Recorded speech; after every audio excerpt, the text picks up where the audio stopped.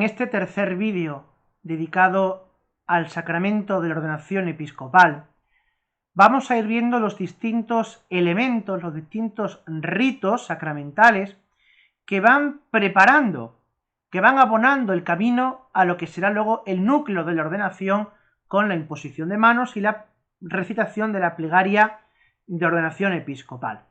Comencemos ahora con esta primera parte de los ritos que preparan la ordenación episcopal.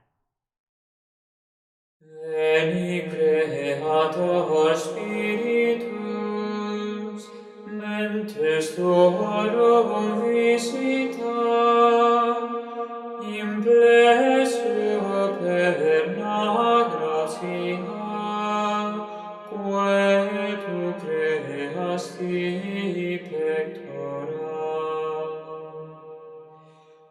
Qui diceris Paracletus, altissimi donum Dei, facimus ignis caritas, et spiritualis unctio. Tu septiformis monere, digitus paterne dextere, turrite promissum Patris, sermone ditas votura. Nacende lumen sensibus, infunde amorem cordimus, nivir nostri corporis, virtute firmans perpetui. Nostem revelas longimus, pacem quae dones protinus, ductores hic te previmo, vitemus omne noctium. Per te sciamus da Patrem, noscamus atque Filium, teque utriusque Spiritum, credamus omni tempore. Deo Patris in gloria, et Filio quia mortuis, surrexitat Paracleto, in saeculorum saecula.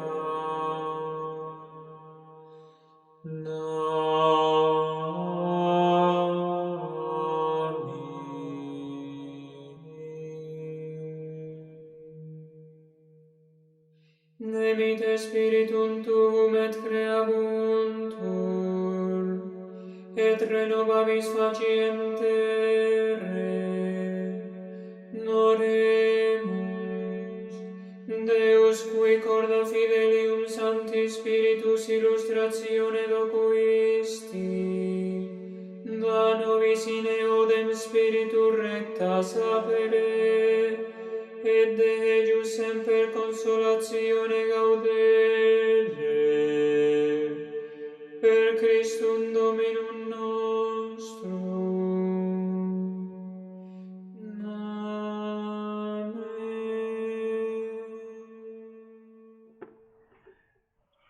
Acabamos de escuchar el tradicional himno Veni Creator. Este himno, este canto Veni Creator en la ordenación episcopal, pues hemos optado en denominarlo prólogo. El prólogo a los ritos que se hacen justamente después de la proclamación del Santo Evangelio.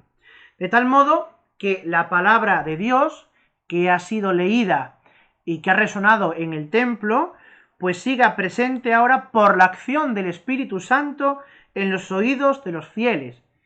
En los oídos de los fieles, pero también y sobre todo en los oídos del candidato que va a ser ordenado obispo. Este himno Beni Creator que acabamos de escuchar, ya aparece en el pontifical romano germánico del siglo XII, pero no será hasta el siglo XIII en el pontifical de Durando cuando, digamos, toma carta de ciudadanía, cuando ya se hace más extensivo a todos los ritos de ordenación que acepta la liturgia católica romana, al menos en lo que era Europa en ese momento. Durante la reforma litúrgica del Concilio Vaticano II, este himno quiso suprimirse, ya que, digamos, si cuando uno estudia los pontificales anteriores al Concilio Vaticano II, se observa que este himno Beni Creator era simplemente un relleno. ¿Por qué? Porque mediante su ejecución pues se iban desarrollando otros ritos de la ordenación episcopal, ¿no? Como la unción, por ejemplo. Por tanto, costaba reubicarlo en el nuevo rito de ordenación y por eso quiso suprimirse. Pero la idea de la supresión de este himno pues no le agradó al entonces Papa, hoy San Pablo VI, quien se empeñó en mantenerlo en el ritual, buscando, mejor dicho, un acomodo en el ritual que saliera de la Reforma. Y es, al final, la solución que se barajó y que fue la que se tomó, pues es la que encontramos actualmente. Justo después de la lectura del Evangelio, se canta el himno Beni Creator.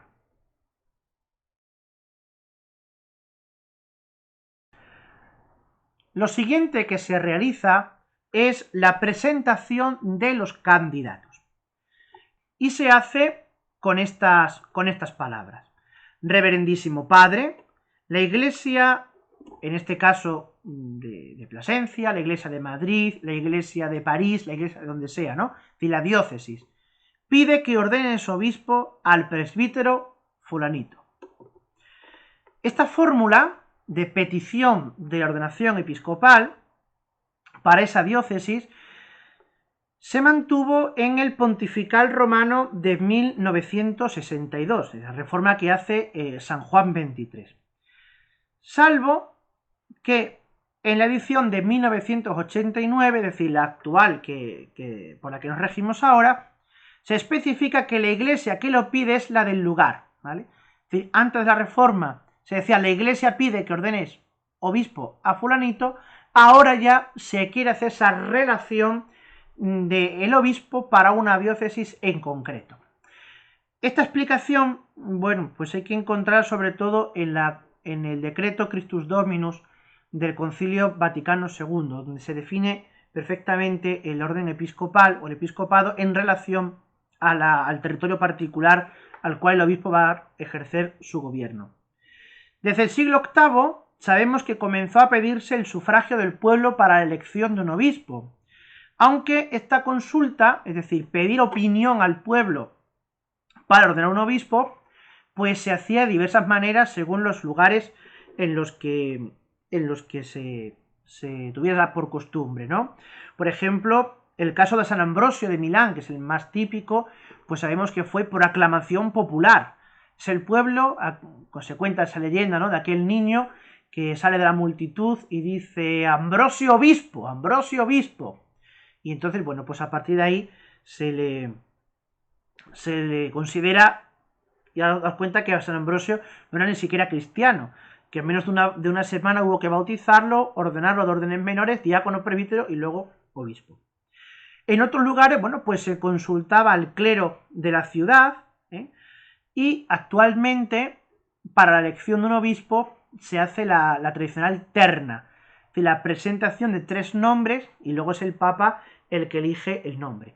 En otros lugares directamente es el cabildo o el clero de la ciudad o la comunidad católica de aquel sitio, por ejemplo, sobre todo nuestros hermanos católicos del mundo oriental, los que presentan al Papa un nombre elegido y el Papa lo único que tiene que hacer es confirmar y aceptar y confirmar ese nombre que se le ha presentado. Sea como fuere, lo que el pontifical romano quiere reflejarnos, ha querido dejar consignado es precisamente este consenso, ¿no? Este consenso de que el obispo no es algo impuesto, sino que el pueblo también ha sido consultado de una manera o de otras, ¿no? Esta fórmula actual pues tiene su origen en el pontificado de Durando del siglo XIII, ¿no? Y sabemos, por esos testimonios, que ya se usaba en algunas iglesias metropolitanas de Francia.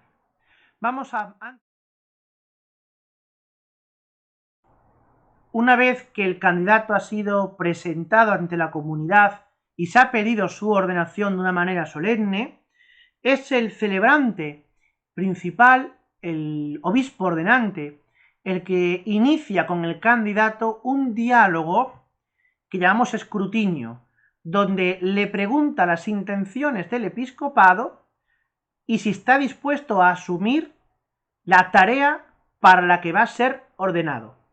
Es un diálogo tradicional, siempre lo ha habido, aunque es verdad que actualmente las fórmulas de pregunta-respuesta pues han variado muchísimo en el tiempo, ¿no? Comenzaba este diálogo diciendo: la antigua regla de los santos padres establece que quien ha sido elegido para el orden episcopal sea ante el pueblo previamente examinado sobre su fe y sobre su futuro ministerio. O sea, esta monición que hace el celebrante ya nos sitúa en la carga espiritual y teológica que tiene este rito: ser examinado ante el pueblo, tanto por la fe como por las obligaciones que tiene el episcopado y que cada uno tiene que conocer y que tiene que asumir, ¿no? Esta monición del celebrante, en su esencia textual, se conserva del pontifical romano de 1962 y con toda probabilidad la referencia a la regla de los santos padres, a esa expresión, la regla de los santos padres, pues seguramente se refiere a los Statuta Ecclesiae Antiquae, normas de la Iglesia Antigua, que es un documento del siglo V que fue reunido, que fue compilado, confeccionado en las Galias y recogido luego por la Colectio Hispana.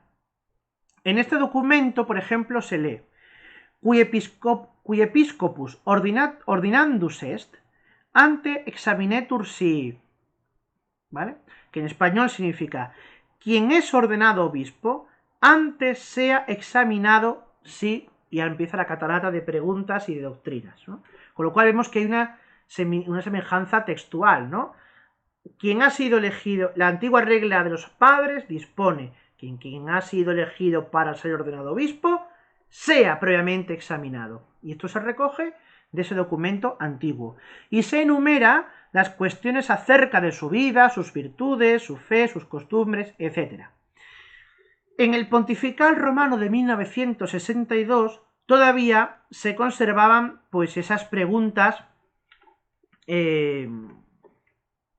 pues más explícitas sobre incluso si condenaba a la herejía de Arrio, la herejía de Donato, la herejía de Pelagio, la herejía de Berengario, si condenaba esta mentira, esta proposición, lo otro, ¿no? Es decir, eran preguntas mucho más duras, más jurídicas, podríamos decir, que las actuales. Las del actual pontifical, bueno, pues son de nueva creación, tal como afirma pues uno de los miembros que trabajó en eso, ¿no?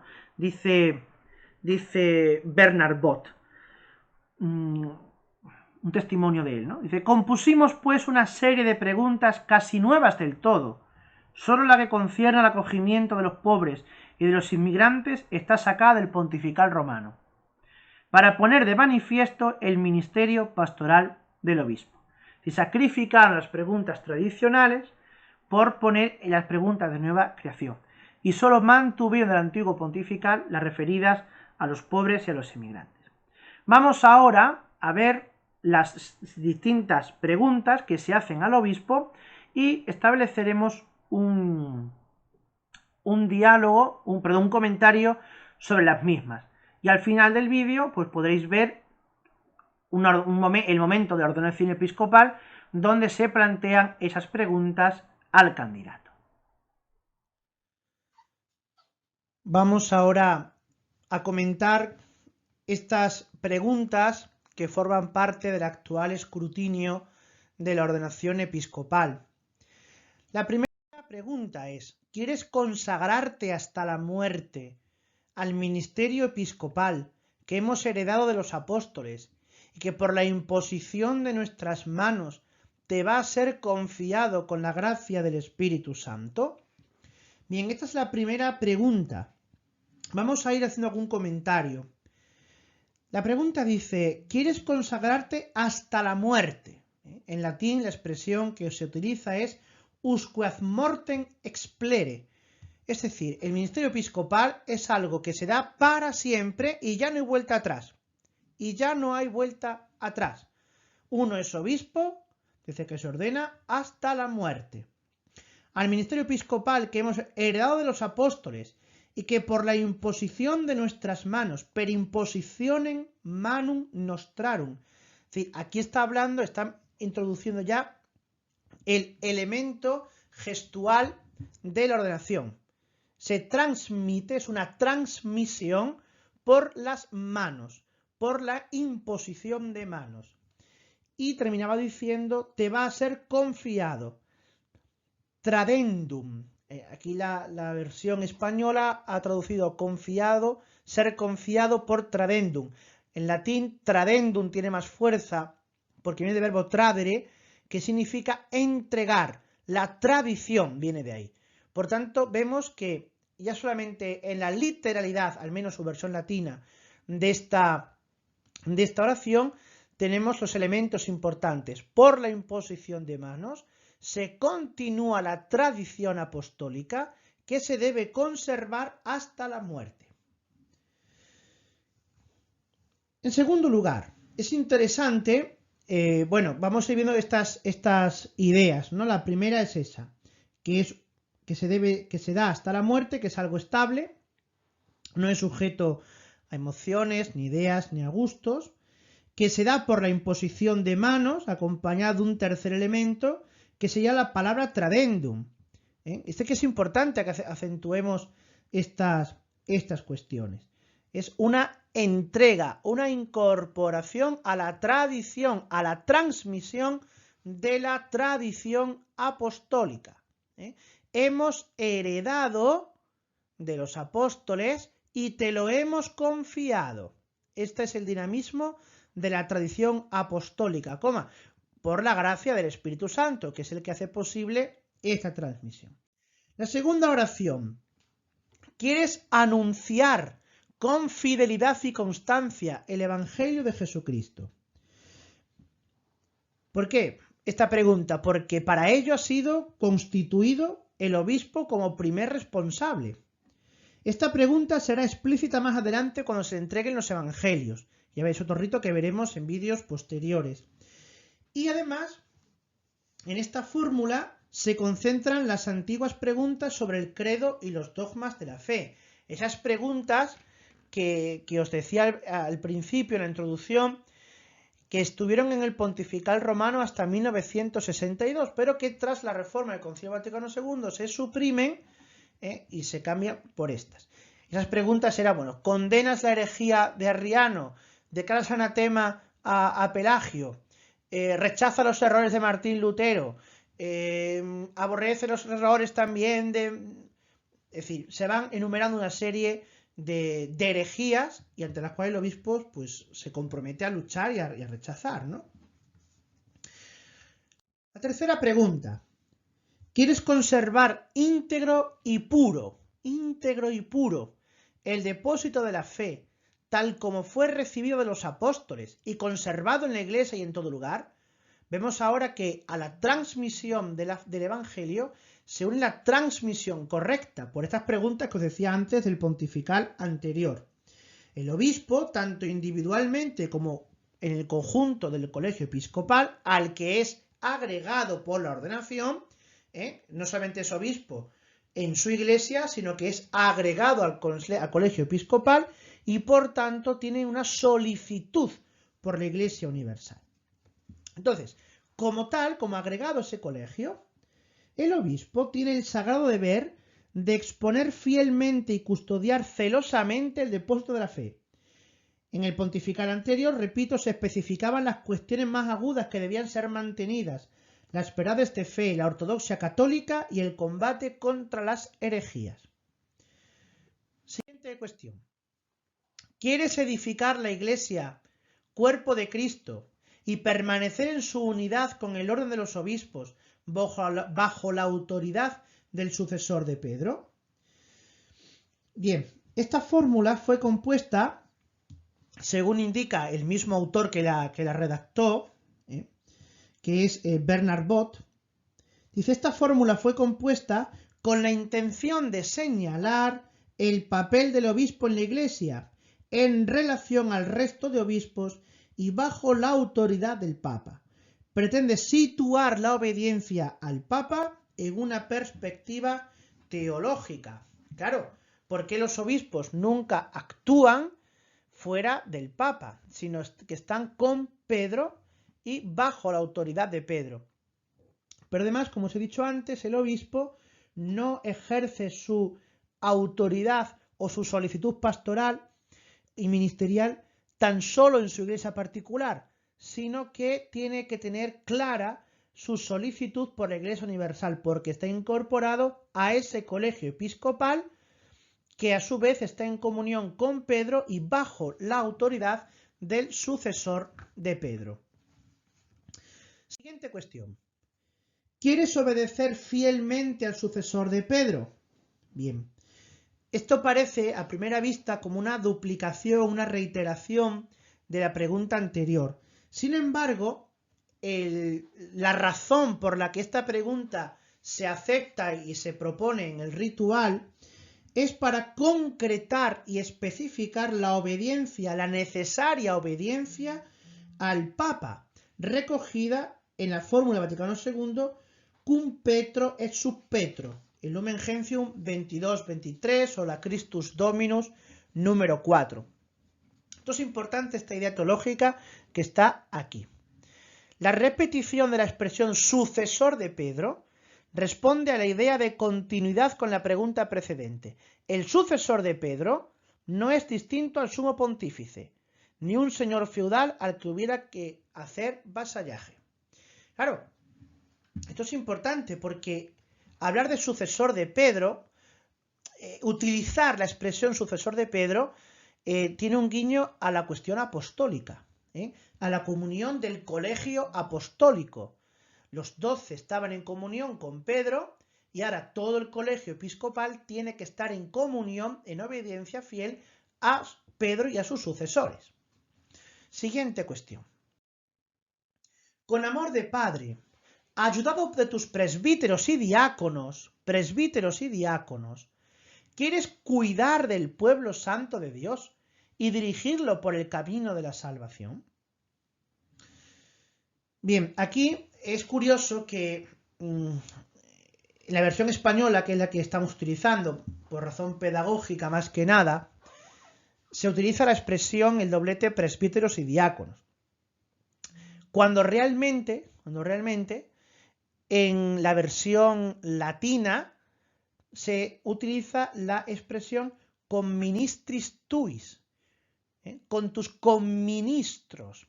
Nosotros lo hemos especificado, presbíteros y diáconos, pero realmente sería con tus conministros. La pregunta está enfocada más que en un tono legislativo, en un tono paternal, con amor de padre. El obispo es padre de la iglesia diocesana. El obispo es padre porque es fuente del resto de ministerios, tanto ordenados como instituidos.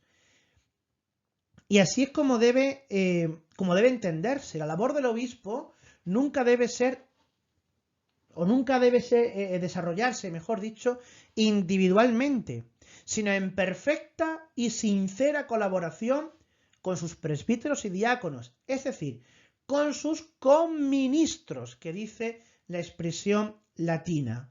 El obispo ha de ser padre de sus presbíteros y de sus diáconos, ha de ser padre, fuente, origen, del que emanan todas las gracias, ¿no? O la fuente de dispensación de las gracias que el pueblo de Dios. Por tanto, debe ser padre de ese pueblo de Dios el que debe cuidar y dirigir hacia los pastos eternos, ¿no? Por eso dirigirlo por el camino de la salvación. Vamos a otra pregunta, que dijimos que está tomada del pontifical romano anterior tal cual. Con los pobres y con los inmigrantes, con todos los necesitados, ¿quieres ser siempre bondadoso y comprensivo?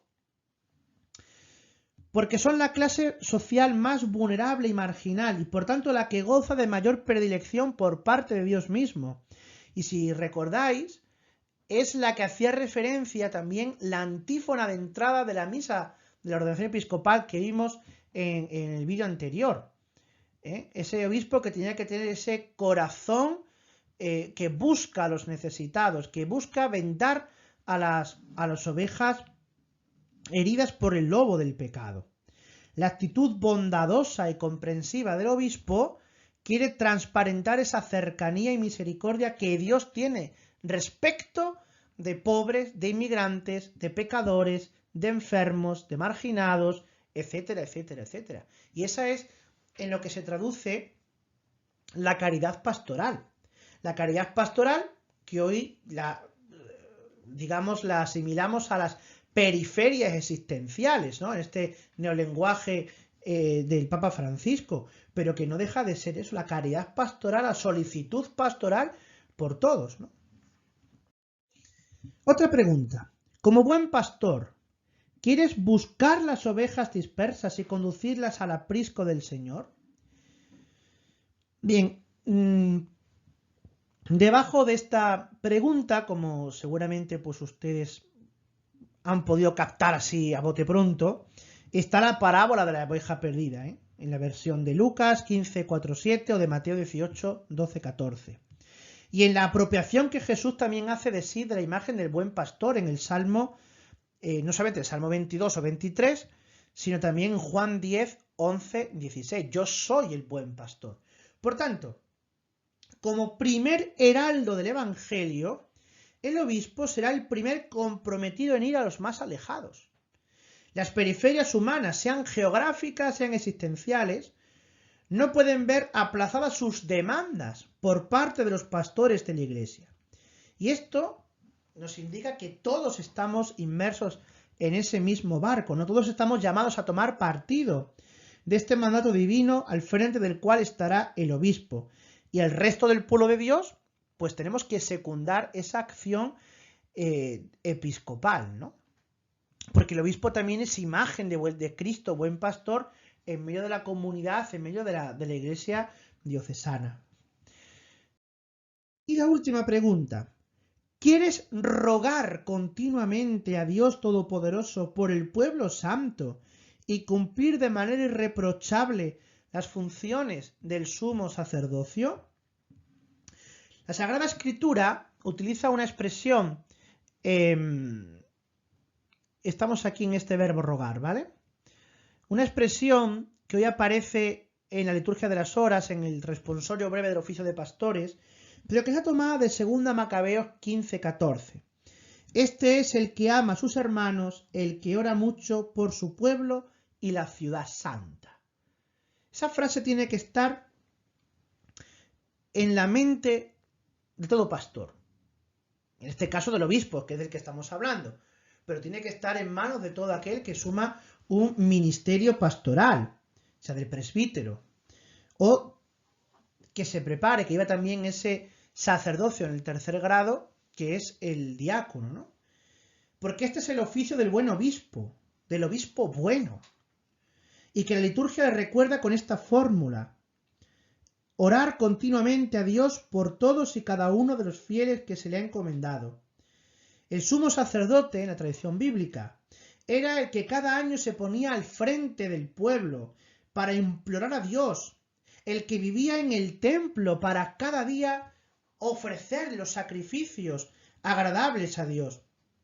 Pues bien, como sumo sacerdote de la diócesis, el obispo debe vivir su vida en correspondencia con aquello que celebra. El obispo debe ser un hombre de intenso y cotidiano diálogo con Dios, porque tiene que hablarle a Dios de su diócesis, tiene que hablarle a Dios de sus diocesanos y tiene que hablarle a Dios de las necesidades y de la situación de la Iglesia universal. Y termina esta parte con una frase que es clásica, que todos conocemos, que es: Dios que comenzó en ti la obra buena, Él mismo la lleve a término. Porque es Él, Jesucristo, Dios y hombre verdadero, quien está al comienzo y al final de la historia de la salvación personal de cada hombre y de cada mujer que viene a este mundo. Y por lo tanto está también al comienzo y al final de la historia personal, la historia de salvación personal del propio obispo que se está ordenando. La antigua regla de los santos padres establece que quienes han sido elegidos para el orden episcopal sean ante el pueblo previamente examinados sobre su fe y sobre su futuro ministerio. Por tanto, querido hermano, ¿quieres consagrarte hasta la muerte al ministerio episcopal que hemos heredado de los apóstoles y que por la imposición de nuestras manos te va a ser confiado con la gracia del Espíritu Santo? Sí, quiero. ¿Quieres anunciar con fidelidad y constancia el Evangelio de Jesucristo? Sí, quiero. ¿Quieres conservar íntegro y puro el depósito de la fe, tal como fue recibido de los apóstoles y conservado en la Iglesia y en todo lugar? Sí, quiero. ¿Quieres edificar la Iglesia, cuerpo de Cristo, permanecer en su unidad con el orden de los obispos, bajo la autoridad del sucesor de Pedro? Sí, quiero. ¿Quieres obedecer fielmente al sucesor de Pedro? Sí, quiero. Con amor de Padre, ayudado de tus presbíteros y diáconos, ¿quieres cuidar del pueblo santo de Dios y dirigirlo por el camino de la salvación? Sí, quiero. Con los pobres, con los inmigrantes, con todos los necesitados, ¿quieres ser siempre bondadoso y comprensivo? Sí, quiero serlo. Como buen pastor, ¿quieres buscar las ovejas dispersas y conducirlas al aprisco del Señor? Sí, quiero. ¿Quieres rogar continuamente a Dios Todopoderoso por el pueblo santo y cumplir de manera irreprochable las funciones del sumo sacerdocio? Sí, quiero, con la ayuda de Dios. Dios que comenzó en ti la obra buena, Él mismo la lleve a término.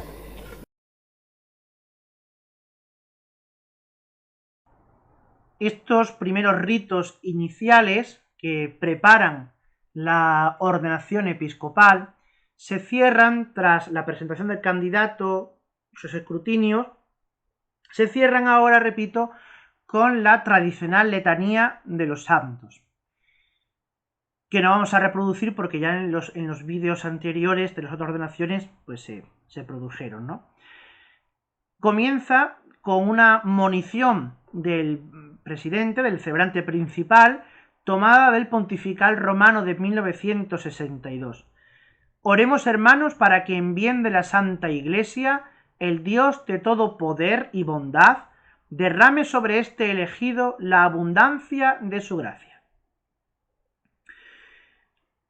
Como vemos, lo que se recoge en esta monición es que Dios otorgue al que va a ser ordenado